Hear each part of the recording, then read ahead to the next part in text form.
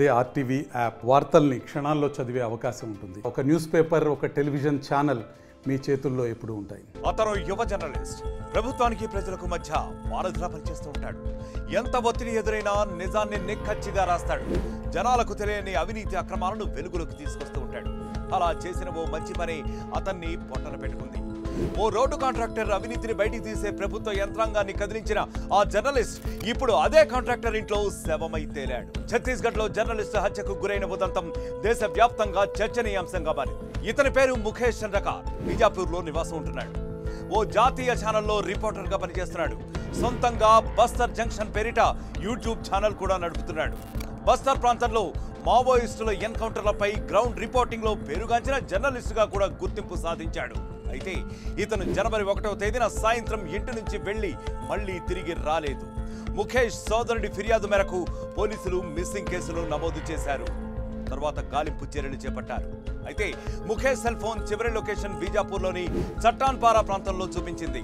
దాని ఆధారంగా విచారణ చేపట్టిన పోలీసులు ఓ కాంట్రాక్టర్ ఇంటి సెప్టిక్ ట్యాంకులో ముఖేష్ మృతదేహాన్ని చూసి అవాక్కయ్యారు. ఆ వెంటనే పోలీస్ సిబ్బంది ముఖేష్ మృతదేహాన్ని సెప్టిక్ ట్యాంకు నుంచి బయటికి తీశారు. ముఖేష్ ను హత్య చేసి సెప్టిక్ ట్యాంకులో పడేసినట్లు పోలీసులకు అర్థమైంది. దీంతో కేసు నమోదు చేసి అసలు ఏం జరిగిందనేది కూపీ లాగారు. ముఖేష్ మృతదేహం దొరికిన ఇల్లు road contractor Suresh Chandrakarthi. Gangaluru to Mirturu road నిర్మాణ ప్రాజెక్టును ఆ కాంట్రాక్టర్ సురేష్ దక్కించుకున్నాడు. అలాగే రోడ్డు నిర్మాణ పనులు కూడా చేపట్టాడు సురేష్. అయితే రోడ్డు నిర్మాణ పనుల్లో అవకతవకలు జరిగినట్లు పోలీసులు ముఖేష్ కు సమాచారం అందించారు.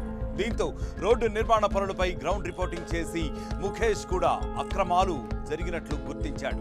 ఇదే విషయాన్ని ఛానళ్లలో కూడా ప్రచారం చేయించి అటు ప్రజలకు ఇటు ప్రభుత్వానికి తెలిసేలా చేశాడు.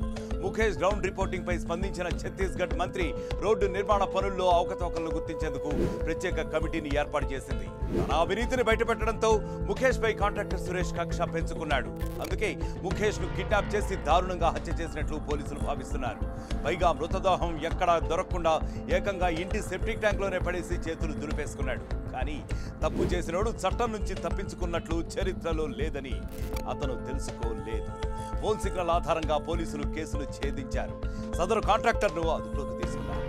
అతి చిన్న వయసులోనే జర్నలిస్టుగా ప్రస్థానం మొదలుపెట్టిన ముఖేష్ చంద్రకార్ ఎందరో జర్నలిస్టులకు స్ఫూర్తిగా నిలిచాడు.